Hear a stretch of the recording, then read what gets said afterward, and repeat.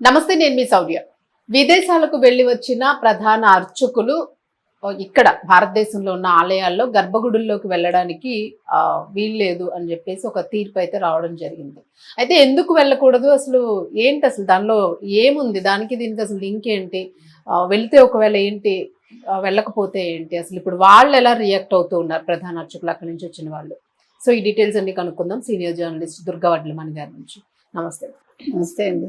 Ma'am, ఎందుకు అసలు వద్దని అంటూ ఉన్నారు? విదేశాల్లో చేసిస్తే, విమానయానం చేసిస్తే ఇక్కడ భారతదేశంలో ప్రధాన అర్చకులుగా చేయడానికి లేదు అనేది ఏ రకంగా తీసుకోవచ్చు అంటే మనకి పూర్వం నుంచి వచ్చేది ఏంటంటేనండి, మనం సముద్రం దాటి వెళ్ళకూడదు. హిందూ అయిన వాళ్ళు, ముఖ్యంగా బ్రాహ్మణ్ అంటే అర్చకులు కానీ పూర్వం వెళ్ళేవాళ్ళు కాదు. మీరు బారిస్టర్ పార్వతీశం అని మొక్కపాటి నరసింహారావు గారు రాశారు. నరసింహశాస్త్రం నరసింహారావు బారిస్టర్ పార్వతీశం నవల. అందులో ఇవన్నీ వివరాలు ఉంటాయి. అతను అడ్వకేట్, అదే బారిస్టర్ అవ్వాలనుకుని లండన్ వెళ్ళడం, అవును, అవంతా కూడా. అంటే మీరు విదేశాలకు వెళ్ళొస్తే మీరు అప్రాచ్యులైనట్టు. అప్రాచ్యం అంటే ఏమి తిట్టు కాదు, ఫారినర్ అయిపోయినట్టు. పాశ్చాత్య దేశం వెళ్ళినందుకు. అంటే మీరు ఇక్కడ ప్రాచ్యులు కాదంటే ఇక్కడ ఈ దేశానికి సంబంధించిన వాళ్ళు కాదు. అప్పుడు నాలుగు మీద వాత పెట్టేవాళ్ళు వచ్చాక. అంటే అక్కడ ఏం తినొచ్చాడు అని. Okay okay. ఏం అప్రాచ్య పనులు చేశారు అంటారు కదా, అప్రాచ్యపు విధవ అనే వర్డ్ బాగా వింటాం కదా. అది ఏమి కాదు, ఓన్లీ ఇదే వాడు అని. అది అంతకన్నా మించి ఏం లేదు. అయితే అర్చకులు అనేవాళ్ళు మీకు శాస్త్రాల ప్రకారం, ఆగమ శాస్త్రం కావచ్చు, మరొకటి కావచ్చు, దాని ప్రకారం సముద్రయానం చేసి, అంటే విమానాలకి సముద్రయానం చేసి రాకూడదు. అయితే ఇక్కడ మీరు ఎవరిని తప్పు పడతారు? అవును, ఇవాళ హైకోర్టు తీర్పు ఇచ్చింది, దీని మీద వాళ్ళు సుప్రీంకోర్టుకి వెళ్తారు. ఇవాళ శృంగేరి పీఠం ఏదైతే ఉందో వాళ్ళు, భారతీ తీర్థానంద స్వామి గారు దీని మీద 2010లో ఒక రూల్స్ అండ్ రెగ్యులేషన్స్ ఉన్నాయి, దాన్ని ఇప్పుడు పాటించమని చెప్పారు.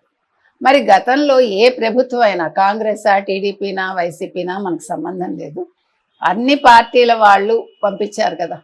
మీకు ఉత్సవ విగ్రహాలన్నీ కూడా విదేశీయానం చేసి అక్కడ కళ్యాణాలు జరిపించి, అవును, వాళ్ళ దగ్గర నుంచి డబ్బులు వసూలు చేశారు, అన్ని జరిగాయి. అక్కడ కూడా మరి దేవాలయాలు ఉన్నాయి ఇప్పుడు, తిరుపతిని. అదే నేను చెప్పేది, అక్కడ అన్ని దేవాలయాలు ఉన్నాయి, అర్చకులు వెళ్తారు చేసి. మరి అక్కడ ఎట్లా హిందూ ధర్మాన్ని కాపాడతారు? మరి అర్చకులు ఉంటేనే కదా. వేదం చదువుకున్న వాళ్ళు వెళ్ళకపోతే ఎట్లా? అంటే మీరు అన్ని విషయాల్లో ఎట్లా శాస్త్రాన్ని మీరు కాదని కొన్ని మీరు అమెండ్మెంట్స్ తెచ్చుకుంటున్నారు. ఫారిన్ వెళ్ళడానికి బ్రాహ్మిన్స్ కూడా అట్లాగే అమెండ్మెంట్స్ ఇవ్వండి, అర్చకులకు కూడా. నేను తప్పే ఉంది అందులో. ఇప్పుడు మీరు అన్ని ప్రతి దానికి ఒక అమెండ్మెంట్ ఉంటుందిగా. అవును, ఇప్పుడు రాజ్యాంగానే ఎన్నో సార్లు అమెండ్మెంట్స్ చేసుకున్నాం మనం. మీరు బ్రాహ్మిన్స్కి ఎందుకు చేయరు? ఇప్పుడు వాళ్ళు వెళ్ళి అక్కడ ఏమి అప్రాచ్య పనులు చేయరుగా. చేసేవాడు ఎక్కడున్నా ఎక్కడున్న వాళ్ళందరూ నిష్ఠగా ఉంటారు కాబట్టి వాళ్ళు అక్కడ అర్చకత్వానికి వెళ్తున్నారు. నిష్ఠగా లేకపోతే వాడు బయటే ఉంటాడు, ఎవరు ఒప్పుకోరు కదా. మాట శుద్ధి ఉండాలి, మనిషి శుద్ధిగా ఉండాలి, పని శుద్ధిగా ఉండాలి. ఇక్కడ శుద్ధిగా అంటే ఏంటి? క్లీన్లీనెస్ అంటే మాట కరెక్ట్గా ఉండాలని, ఉచ్చారణ దోషం ఉండకూడదు. మరి అలాంటప్పుడు మీరు ఇవాళ కొత్తగా ఈ రూల్ ఎందుకు పెట్టారు? మరి ఆ రోజు తీసుకెళ్ళిన వాళ్ళ మీద కూడా మీరు చర్యలు తీసుకోవాలి. అవును, అప్పుడే ఖండించాలి. అప్పుడు మీకు తెలుసో లేదో, ఈ రకంగా కళ్యాణాలు చేయించినప్పుడు చాలా స్కాములు జరిగాయని కూడా వచ్చింది. మీకు ఈ తానా ఆట ఇలా చాలా ఉన్నాయి కదా, వాళ్ళకి సంబంధించిన వాళ్ళు వచ్చి తీసుకెళ్తారు వీళ్ళని. అంటే స్వామి కార్యం స్వకార్యం వాళ్ళకి. అప్పుడు టికెట్లు పెట్టి ఇన్ని $లని వాళ్ళ చేత కొనిపించి కళ్యాణాలు చేయించారు. మరి ఇంక మీదటప్పుడు మరి మీరు ఇక్కడి నుంచి విగ్రహాలు మరి విదేశాలకు పంపిస్తారా? అది కూడా పెద్ద క్వశ్చన్. అసలు విగ్రహాలు దేవుడే కదిలి వెళ్ళకూడదుగా.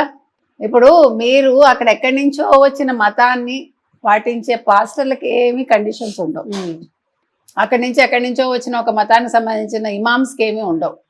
వాళ్ళు ఆస్తులంతా పెంచుకోవచ్చు, వాళ్ళ దశంభాగాలు తీసుకోవచ్చు, లేకపోతే వాళ్ళకి వక్ఫ్ బోర్డులు ఉంటాయి, వాళ్ళని ఎవడూ ప్రశ్నించకూడదు, వాళ్ళ సంపద వాళ్ళకే ఉంటుంది. ఒక హిందువుల సంపదే మీరు తీసుకుంటారు. హిందూ దేవాలయాల మీదే ప్రభుత్వ ఆధిపత్యాలు ఉంటాయి, హిందువులకు సంబంధించిన అర్చకుల మీదే మీ ఆధిపత్యాలు ఉంటాయి. తప్పు కదా మేడం. ఈ రోజు మనం మామూలుగా లెక్కేసుకుంటే అసలు ఈవెన్ ఫారినర్స్ అంటే అక్కడ ఉన్న విదేశస్తులే ఇక్కడ మన దేశంలోనే మన సాంప్రదాయాలను గౌరవిస్తూ ఇక్కడ ఇస్కాన్ అని కానీ లేదు స్వామినారాయణ మందిరం అని కానీ వీళ్ళందరూ కూడా భక్తులుగా మీకు మారిపోయి ఇస్కాన్ టెంపుల్స్ ఫారిన్ లో కూడా ఉన్నాయి ఆ, కదండి. అదే మరి అంటున్నారు. గురువులు ఉన్నారు కదా అక్కడ కూడా. గురువులు ఉన్నారు అక్కడ కూడా. మరి వాళ్ళందరినీ ఏం అంటే చేస్తారు? బిజినెస్ అయితే ఒకటిను పూర్తిగా మనం నేను అడుగుతున్నది అది. మీరు ఇప్పుడు అక్కడికి వెళ్ళి మీరే పంపించారు, అక్కడ చేశారు కళ్యాణాలు, మరి అర్చకులు వెళ్ళకపోతే ఎవరు చేస్తారు అక్కడ? ఎవరు చేస్తారు? అంటే వీళ్ళు ఇంక బాగుపడకూడదా? ఈ అర్చకులు అనేవాళ్ళు, బ్రాహ్మలు అనేవాళ్ళు ఇలాగే ఉండాలా కూపస్థ మండూకాల్లాగా? వీళ్ళకేనా ఈ రెగ్యులేషన్స్, రూల్స్ ఇవన్నీ? సో కాబట్టి ఏంటి మేడం డిమాండ్? వాళ్ళు ఏమైనా డిమాండ్ డిమాండ్ అంటే ఇప్పుడు వాళ్ళు చేస్తున్నారా? సుప్రీంకోర్టుకి వెళ్తారండి. సుప్రీంకోర్టుకి వెళ్లే ముందు ప్రభుత్వం కూడా ఆలోచించాలి. శృంగేరి పీఠాధిపతి చెప్పారు కాబట్టి ఆంధ్రప్రదేశ్ పీఠాల మీద వాళ్ళకేంటి, ఆంధ్రప్రదేశ్ గుళ్ళ మీద శృంగేరి పీఠానికి ఏంటి హక్కు అనేది కూడా ఆలోచించాలి.